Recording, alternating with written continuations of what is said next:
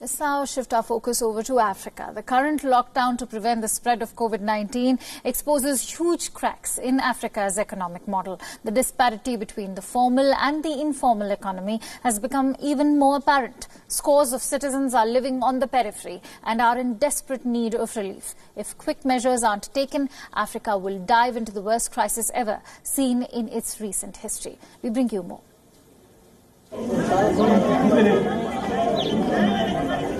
Starve or get sick. This is what most Africans are faced with right now.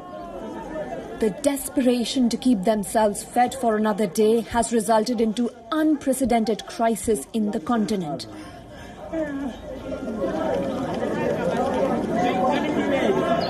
First, a stampede in Nairobi, then riots in South Africa's Cape Town.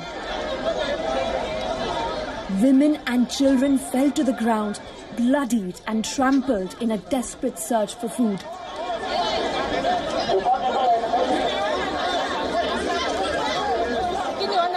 As you can see right now, people are being beaten. Some have brought along their children. They are getting injured. It's not fair. There's no food we are getting in the city. This is purely a means of getting corona directly. Some fear hunger will claim more lives than the menace of coronavirus. This is not animals. This is hungry people. These people are looking just for food. Please, I don't think Ramaphosa is doing something. Why not? Then we can rather die of coronavirus than to die in our homes of hunger. Before COVID-19 crisis, parts of Africa were already threatened by another kind of plague. The biggest locust outbreak some countries had seen in 70 years.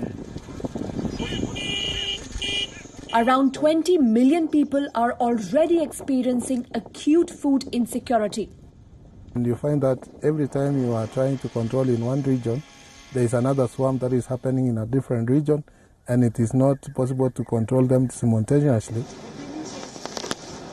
With more than 16,873 confirmed COVID-19 cases and 876 deaths,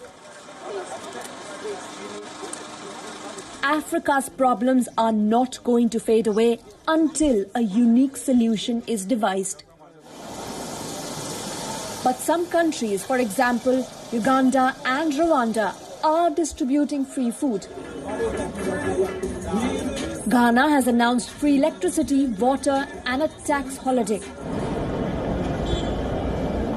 But African governments simply do not have the funds to sustain these kinds of measures without international aid, which is a scant provision right now. If basic livelihoods cannot be secured, a comprehensive lockdown is not practical. Poor people in Africa will prefer the lottery of infection over the certainty of starvation. Bureau Report, WION, World is One.